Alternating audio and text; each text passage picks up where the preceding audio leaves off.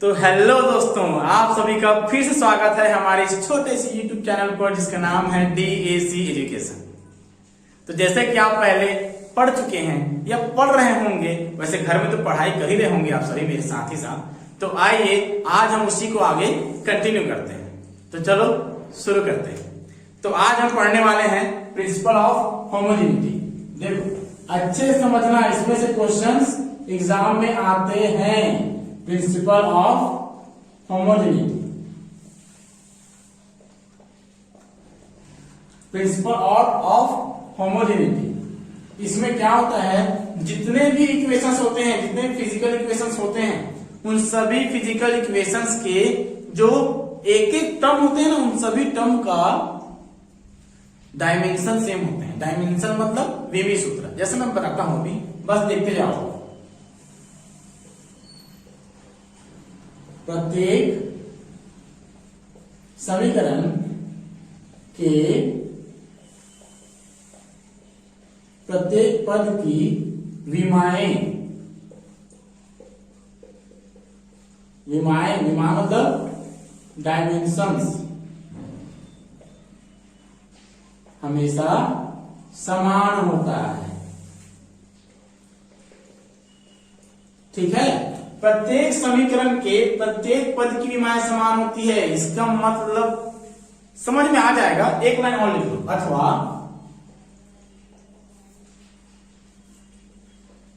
समान विमा वाले पद आपस में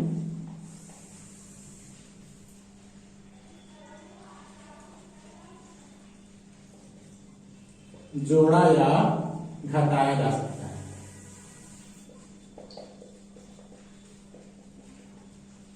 मतलब सेम डायमेंशन वाले रहेंगे, उसी को हम ऐड कर सकते हैं, सब्ट्रैक्ट कर सकते हैं, डिवाइड कर सकते हैं, मल्टीप्लाई कर सकते हैं। लेकिन शर्त यह है कि जो मतलब ऐड और सब्ट्रैक्ट, सॉरी मल्टीप्लाई और डिवाइड नहीं, ऐड और सब्ट्रैक्ट उसको कर सकते हैं जिसका डायमेंशन सेम हो। जैसे मैं एक एग्जांपल दे रहा हूं, एग्जांपल देखो आप। एग्जांपल मान लो 5 सेकेंड लिखो, 5 सेकेंड प्लस 10 किलोग्राम। तो ये देखिए, सेकेंड लिखा है, 1 किलोग्राम लिखे है, दोनों का यूनिट अलग अलग है। दोनों को जोड़ कर 15 मत कर देना, दोनों का यूनिट अलग अलग है। इसका मतलब दोनों का डायमेंशन अलग अलग है, और जब डायमेंशन अलग अलग होगा तो वो ऐड नहीं होगा। जैसे कि 5 kg प्लस 10 kg, अब दोनों का डायमेंशन सेम है तो ये दोनों क्या हो जाएंगे, ऐड हो जाएंगे। ठीक है, ये तो मैं बात किया हूं सेकेंड लाइन की। सेकेंड लाइन क्या बोल रहा है कि जिसके जिसके डायमेंशन सेम होंगे वही ऐड या सब्ट्रैक्ट हो सकते हैं, मतलब उसी को जोड़ा या घटाया जा सकता है। ये तो हुआ इसकी बात। मैं करने वाला हूं इसका बात, इसका सुनना, देखते जाओ। Example,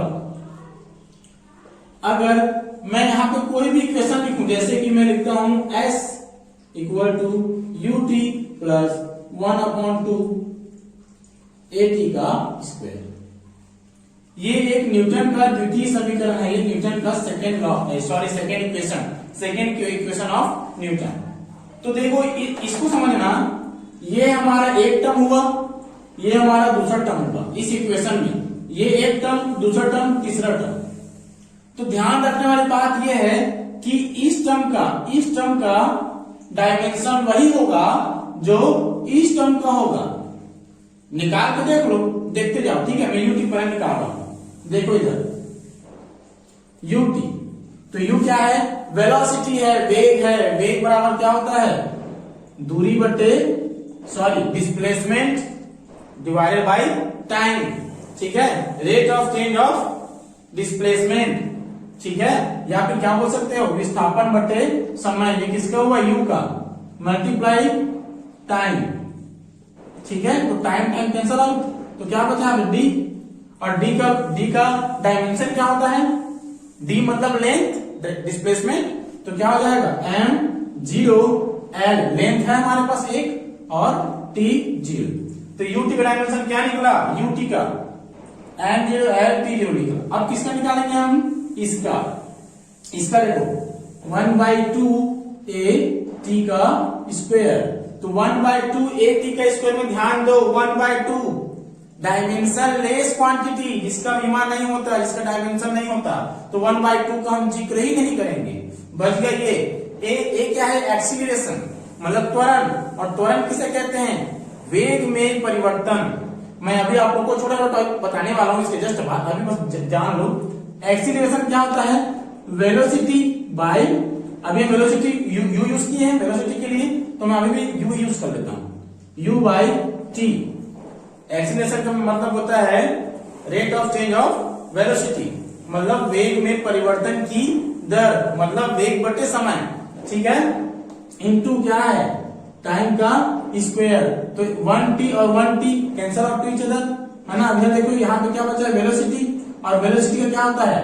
displacement by time into 1 time यहाँ बचा हुआ है, टाइम टाइम कैंसल आउट, तो क्या आ गया आंसर? डी।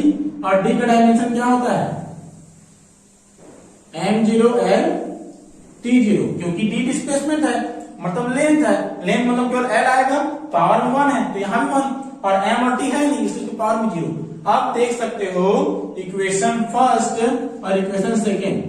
इक्वेशन फर्स्ट किसका है? इस टर्म का, इस टर्म मतलब ये 1 टर्म, ये किसका है? इस टर्म, मतलब इस टर्म। तो देखो किसी भी इक्वेशन में एवरी टर्म, जितने भी सारे टर्म्स हैं उन सभी का यूनिट डायमेंशन सेम होते हैं। मैं यही बोलना चाह रहा हूं कि प्रत्येक समीकरण के प्रत्येक पद की विमाएं हमेशा समान होती है, प्रत्येक पद की।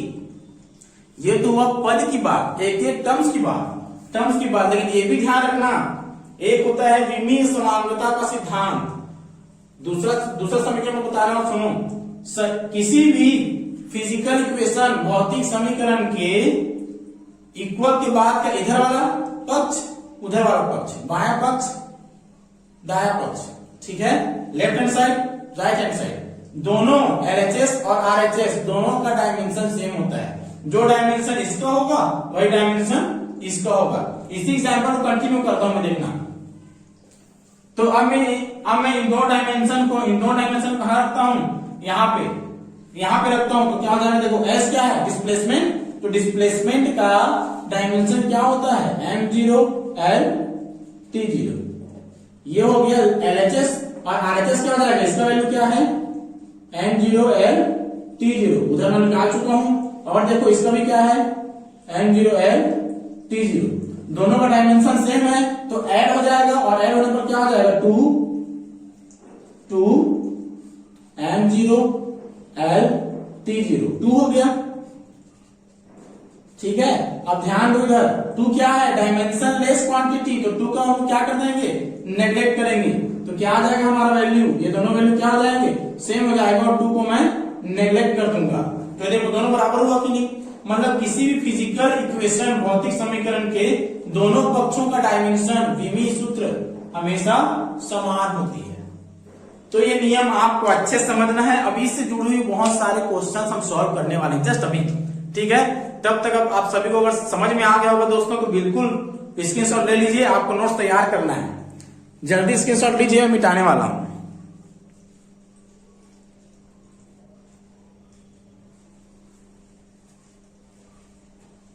तो चलिए शुरू करते हैं, ठीक है। तो ये हमारा नॉर्मल सा इक्वेशन है, डायमेंशन के बारे में हम पढ़ाई कर रहे हैं अभी तक, तो उससे जुड़ी हुई जो भी छोटी छोटी बातें तो क्लियर करेंगे। अब मैं आगे आपको क्वेश्चन सॉल्व करने से पहले एक दो चीजें बताना चाहूंगा जो आपके लिए बहुत ज्यादा जरूरी है, ताकि हम फिजिक्स में और भी आगे बढ़ सके। देखिए मैं यहाँ पे टॉपिक लिख रहा हूं, उस टॉपिक को केवल एक्सप्लेन करूंगा, आप समझना। देखो एक है दूरी, मतलब डिस्टेंस, ठीक है। दूसरा है, पहले मैं दूरी के बारे में, दूरी और विस्थापन, मतलब डिस्प्लेसमेंट। देखते जाइए, दूरी और डिस्प्लेसमेंट, डिस्टेंस और डिस्प्लेसमेंट, इन दोनों का मैं इक्वेशन बोलता हूं, आपको डेफिनेशन दे रहा हूं, ध्यान से समझना। डिस्टेंस क्या है? किसी भी ऑब्जेक्ट के द्वारा, किसी भी वस्तु के द्वारा तय किए गए पथ की लंबाई, लेंथ ऑफ पाथ, ठीक है, तय की गई पथ की लंबाई। एग्जाम्पल ले लो, मान लो ए ये कोई सिटी है और ये बी बी भी दूसरा कोई सिटी है, ठीक है। अब वहां जाने का रास्ता है ये आप इस पाथ को फॉलो करते हुए बी पर पहुंचे, ठीक है। तो आप क्या करोगे, इस पूरे पाथ के लेंथ आपको अपने बाइक से जाना है, तो आप अपने बाइक में क्या डलवाओगे, पेट्रोल डीजल डलवाओगे, क्या डलवा सकते हो, देख लो आप लोग जितना खर्चा बजट बन जाए। तो क्या हो रहा है ये, आप पेट्रोल डलवाओगे, किसके हिसाब से डलवाओगे, इस रोड के हिसाब से आप पेट्रोल डलवाते हो। रोड की लंबाई कितनी है, इस पाथ का लेंथ कितना है, मतलब मान लो ये 100 किलोमीटर है, कितना है 100 किलोमीटर, तो 100 किलोमीटर चल जाए हमारा बाइक, कितना पेट्रोल हमारे बाइक में होना चाहिए, ठीक है। तो आप किस लिए 100 किलोमीटर कितना पेट्रोल डलवा रहे हो, पाथ के हिसाब से। लेकिन एक्चुअल में देखा जाए तो यहां से यहां तक का नॉर्मल डिस्टेंस ये सीधा ये मान लो 50 किलोमीटर है, लेकिन आप इसके हिसाब से तो नहीं डलवाओगे, आपको इस पाथ को फॉलो करना है, आप सीधे से जा नहीं सकते क्योंकि सीधे सीधा कोई रास्ता है ही नहीं। तो डिस्टेंस क्या कहलाता है, किसी भी ऑब्जेक्ट द्वारा तय किए गए पथ की लंबाई, कि वो कितना लंबा है, जिस पाथ को हम फॉलो किए हैं, ठीक है, वो कहलाएगा आपका डिस्टेंस। लेकिन डिस्प्लेसमेंट क्या कहलाता है, किसी एक पॉइंट से दूसरे पॉइंट की बीच की दूरी, मतलब पहले उस किसी ऑब्जेक्ट का पोजीशन कहां पे था, दूसरा पोजीशन कहां पे है, दोनों पोजीशन के बीच की डिस्टेंस, दोनों पोजीशन के बीच का डिस्टेंस। देखो पहला पोजीशन यहां था, सेकंड पोजीशन यहां है, तो दोनों पोजीशन के बीच का डिस्टेंस डिस्प्लेसमेंट कहलाता है, क्योंकि ऑब्जेक्ट एक पॉइंट से दूसरे पॉइंट पर डिस्प्लेस हुआ है, तो दोनों पोजीशन के बीच का डिस्टेंस। अब दोनों में अंतर क्या है, ये जो डिस्प्लेसमेंट है ये वेक्टर क्वांटिटी है, मतलब सदिश राशि है, मतलब इसके लिए इसकी जब भी हम इसकी बात करेंगे विस्थापन की, तो हम दिशा की बात करेंगे, ठीक है, क्योंकि किस डायरेक्शन में जा रहा है। अगर इधर गया मतलब डिस्प्लेस हो गया, मतलब आप अपने घर में हो, घर से फिर स्कूल जाते हो, तो आपका डिस्प्लेसमेंट हो गया स्कूल और आपके घर के बीच का डिस्टेंस, डायरेक्ट डिस्टेंस, और वो डिस्टेंस नहीं, जिस पाथ को आप फॉलो करते करते गए हो स्कूल, वो आपका डिस्टेंस कहलाएगा।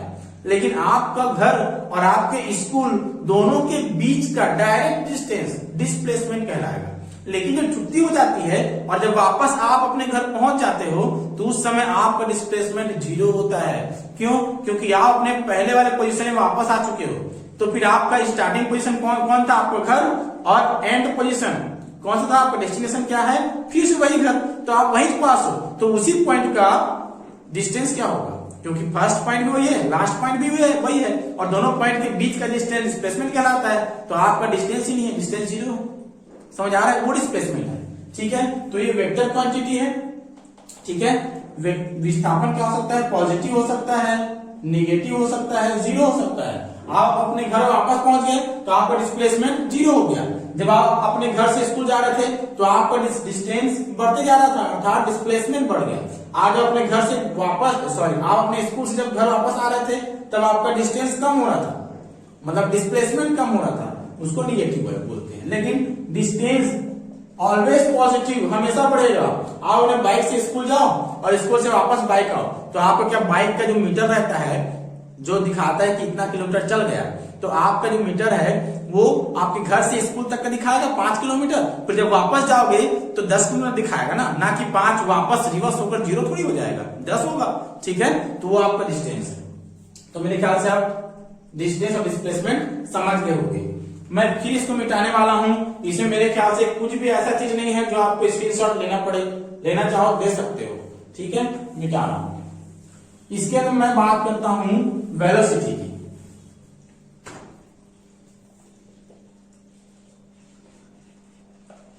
वेलोसिटी, वेलोसिटी जानते हो, आपके डिस्प्लेसमेंट में समय के साथ चेंजेस आना। जैसे कि आप साइकिल पर बैठे, अब साइकिल आप चलाने वाले हो, पैडल पर पैर रखे, अब क्या कर रहे हो, साइकिल आपका चलना स्टार्ट हो गया है। तो आपका 1 घंटे के बाद डिस्प्लेसमेंट कितना होगा, तो आपके डिस्प्लेसमेंट के साथ क्या जुड़ गया, टाइम, ठीक है।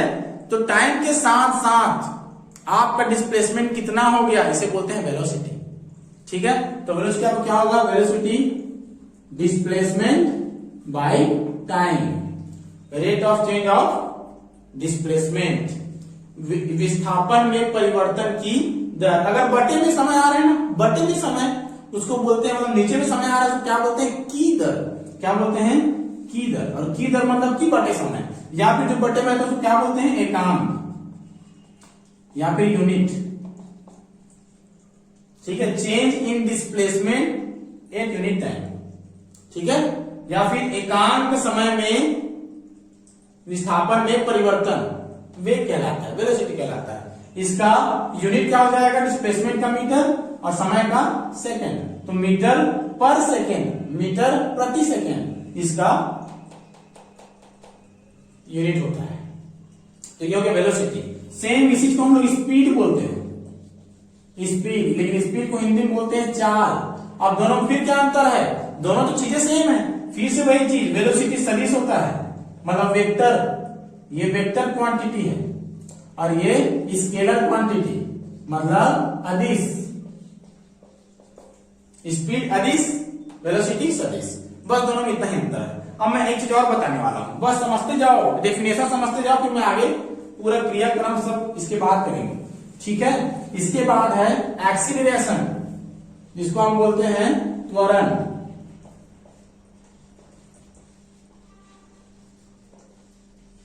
एक्सीलरेशन, त्वरण। अब इसको क्या बोलते हैं, अगर मैं डिफाइन करूं तो ये वेलोसिटी बाय टाइम होता है। इसका मतलब ये होता है कि del V by del T, मतलब वेलोसिटी में चेंज आना एक्सीलरेशन कहलाता है। जब आप बाइक चलाते हो, स्कूटी चलाते हो, तो स्टार्टिंग में आप एक्सीलरेटर घुमाते हो, जैसे ही घुमाते हो आपका स्पीड धीरे रहता है, कुछ समय बाद आपका स्पीड बढ़ जाता है, तो आपके वेलोसिटी में, आपके स्पीड में चेंजेस आया कि नहीं।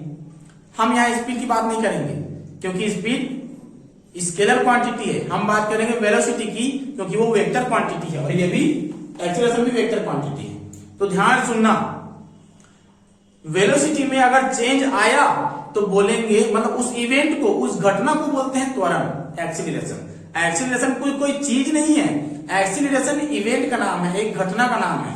आपका वेग बदला, आपका वेग बदला, वो कहलाता है त्वरण, ठीक है। आपका वेग अगर बदल गया तो त्वरण कहलाएगा। जैसे कि बाइक में क्या लगा रहता है, एक्सीलरेटर। एक्सीलरेटर क्या काम करता है, आपके गाड़ी के स्पीड को कम या ज्यादा करता है, आपके गाड़ी के स्पीड को कम या ज्यादा करता है, ठीक है। इसीलिए उसको एक्सीलरेटर बोलते हैं, त्वरक, जो त्वरण उत्पन्न कर दे, गाड़ी के स्पीड में परिवर्तन कर दे। समझ आ रहा है दोस्तों, तो वो है त्वरण, मतलब वेग में परिवर्तन बटे समय, ये कहलाता है त्वरण। तो ठीक है दोस्तों, इसके बाद फिर मैं आगे बात करता हूं, जो क्वेश्चन सॉल्व करने वाला था डायमेंशन से रिलेटेड, विमाओं से संबंधित क्वेश्चंस, तो वो मैं अब सॉल्व करने वाला हूं, शायद थोड़ा बहुत आप जान गए होंगे। आगे बढ़ता हूं क्वेश्चन की तरफ, ध्यान से देखिए। एक क्वेश्चन है x equal to a plus B T plus, पहले एक इजी क्वेश्चन सॉल्व करते हैं, a plus B T plus x, where x क्या है, डिस्टेंस, ठीक है, एंड t टाइम, ठीक है। Find the dimension of a and b। हमें a और b का डायमेंशन निकालना है, a और b का डायमेंशन ज्ञात करना है, मतलब विमीय सूत्र ज्ञात करना है इस इक्वेशन के माध्यम से। तो मैं सॉल्यूशन करने जा रहा हूं, ध्यान से देखिएगा आप सभी लोग, ठीक है। जो मैं पहले नियम बता चुका हूं, क्या है देखते जाओ। ये एक्चुअली ये कैपिटल एक्स है ना, ये कैपिटल एक्स है, ये स्मॉल एक्स है, ध्यान से देखना। मैं पहले ही बोल चुका हूं कि एवरी टर्म, किसी भी फिजिकल क्वांटिटी के एवरी टर्म, प्रत्येक टर्म की विमा डायमेंशन सेम होता है। तो हमारे पास एक टर्म, दो टर्म, तीन टर्म है, एक टर्म, दो टर्म, तीन टर्म, ठीक है। तो ध्यान से देखिए, पहले मैं किसका निकाल रहा हूं, ए का डायमेंशन ज्ञात कर रहा हूं। तो देखो ए का डायमेंशन वही होगा जो एक्स का होगा, जो बीटी का होगा, समझ आ रहा है। तो डायमेंशन को मैं केवल डी लिखता हूं, डी, तो dimension of A, dimension of A, मतलब ए का डायमेंशन में निकाल रहे हैं, ऐसे लिख लो dimension of A equal to किसके इक्वल होगा, डायमेंशन ऑफ एक्स के। और एक्स क्या है, डिस्टेंस है, लेंथ है, तो लेंथ का एल होता है, लेकिन हम इसे कैसे शो करते हैं, m0 t0। तो जो डायमेंशन एक्स का होगा वही डायमेंशन ए का होगा, और ये आपका आंसर है। ठीक है। सेकेंड क्या निकाल रहा हूं, बी का डायमेंशन। तो बी हमको ज्ञात करना है डायमेंशन ऑफ ए और डायमेंशन ऑफ बी। तो डायमेंशन ऑफ बी क्या होगा, ध्यान से देखो, डायमेंशन ऑफ देखो बीटी हमारे पास क्या है, बीटी है, ध्यान से देखना, ये बी एक टर्म नहीं है, बीटी मिलाकर एक टर्म है, जो एक साथ हो वो एक टर्म कहलाता है। तो बीटी का डायमेंशन वही होगा जो एक्स का होगा, जो ए का होगा। तो dimension of BT equal to मैं लिख रहा हूं डायमेंशन ऑफ एक्स। तो एक्स का डायमेंशन क्या होता है, m0 l t0। ध्यान से देखिए दोस्तों, बी टी और टी का डायमेंशन हमको पता है, टी टाइम है, तो टी को कहां ला देंगे, इसके डिवाइड में टी। तो बी का डायमेंशन क्या हो जाएगा, dimension of B is equal to, ये टी ऊपर जाएगा तो क्या हो जाएगा, m0 l t माइनस 1। और ये आपका ए और बी का डायमेंशन निकल गया। ध्यान से देखते रहिए और सीखते रहिए, मैं सेकेंड क्वेश्चन बताने वाला हूं। ठीक है दोस्तों, आगे बढ़ते हैं। नेक्स्ट क्वेश्चन देखिए, x equal to A T plus, एक काम करते हैं, a plus B T plus C T square plus D T की घात e प्लस टी। यहां हमें इसका डायमेंशन निकालना, देखते जाओ, a b c d और e, इन सभी का हमें डायमेंशन निकालना है। ध्यान से देखो डायमेंशन कैसे निकालोगे, आपको पहले से पता है ना, t क्या है, टाइम है, ये t सब क्या है, टाइम है। ध्यान से देखिए, मैं बार बार बोल रहा हूं, इस इक्वेशन में देखिए, इस तरफ इक्वल के इस साइड में कोई भी ऐसा टर्म नहीं दिया है जो सिंगल अलग से हो, जिसका डायमेंशन हमें पता हो। तो अब क्या करोगे, इन सबको इस तरफ ले आओ, इक्वल की इस साइड। तो क्या हो जाएगा, देखो ध्यान से, x minus A minus B T minus C T square minus D T Q upon E plus T equal to 0। अब देखो, ए का डायमेंशन वही होगा जो x का होगा, बी टी का डायमेंशन वही होगा जो x का होगा, मतलब सभी टर्म, ये पूरा एक टर्म है, ये पूरा एक टर्म है। ध्यान रखना, जितना इसका डायमेंशन होगा उतना ही इसका होगा, उतना ही इसका होगा, उतना ही इसका होगा, उतना ही इसका होगा। तो देखो मैं क्या कर रहा हूं, सॉल्यूशन पहले मैं निकालता हूं डायमेंशन ऑफ ए। तो ए का डायमेंशन वही होगा जो किसका होगा, डायमेंशन ऑफ एक्स का होगा। और तो डायमेंशन ऑफ ए निकल गया कितना, एक्स क्या होता है, एक्स डिस्टेंस है, तो लेंथ बस आएगा। तो ये हो गया तुम्हारा आंसर। ठीक है, ये पहला आंसर। दूसरा क्या निकाले, बी का निकाले।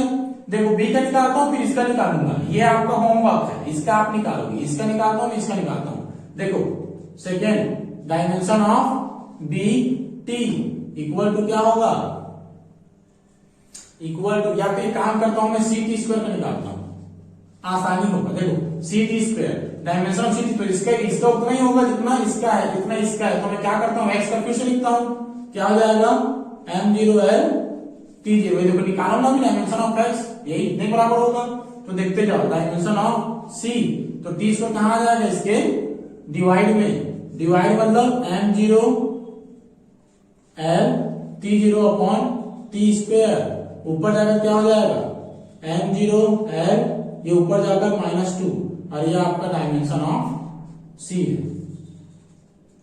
ठीक है, नेक्स्ट देखो, इसका dimension of D T cube by E plus T. अब इसका डायमेंशन उतना ही होगा जितना इसका होगा, जितना इसका होगा, जितना इसका होगा, जितना इसका होगा। तो मैं क्या करता हूं, इसका डायमेंशन इसके बराबर करता हूं, सी टी स्क्वायर के। तो क्या हो जाएगा, dimension of C T square. मैं अपने शॉर्टकट के लिए टी स्क्वायर को इससे डिवाइड, इससे कैंसिल आउट करता हूं, तो यहां केवल एक टी बचेगा, बाकी उधर टी कैंसिल। तो देखते जाओ, नहीं कैंसिल आउट नहीं करते, कैंसिल आउट नहीं करते, हाँ चलो कैंसिल आउट कर दो। Dimension of D T upon E plus T equal क्या हो जाएगा, सी का डायमेंशन कितना है, m0 l t माइनस 2। ठीक है, समझ आ रहा है, आगे देखते जाओ। G T by E plus T, D by E plus T equal to, ये वाला टी कहां जाएगा, इसके डिवाइड में, टी इसके डिवाइड में आएगा और ऊपर जाएगा तो -1 इसमें ऐड हो जाएगा, तो क्या हो जाएगा m0 l t माइनस 3।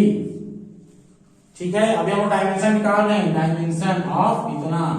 ठीक है, अब देखते जाओ,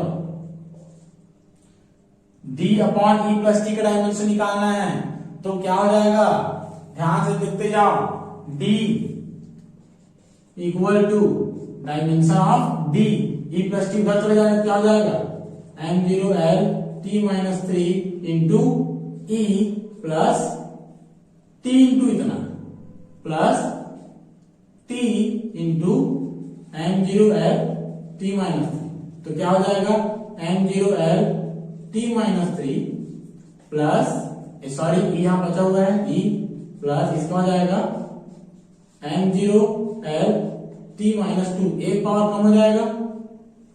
अब ध्यान से देखो, ये एक नया इक्वेशन आ गया। अब ध्यान से देखो, इसका जितना डायमेंशन होगा उतना ही इसका होगा, उतना ही इसका होगा, तो डी का, सॉरी ये गलत बोल दिया मैं, इसका डायमेंशन जितना होगा उतना ही डायमेंशन इसका होगा, तो क्या हो जाएगा, देखो डायमेंशन ऑफ इतना पूरा m0 l t minus 3 into E कितना हो जाएगा, इसके इक्वल हो जाएगा। ठीक, और ये डिवाइड हो जाएगा, क्या हो जाएगा देखते हैं ध्यान से, m0 l t minus 2 upon m0 l t minus 3, तो ई का डायमेंशन क्या निकल जाएगा, क्या निकल गया, देखो l कैंसल।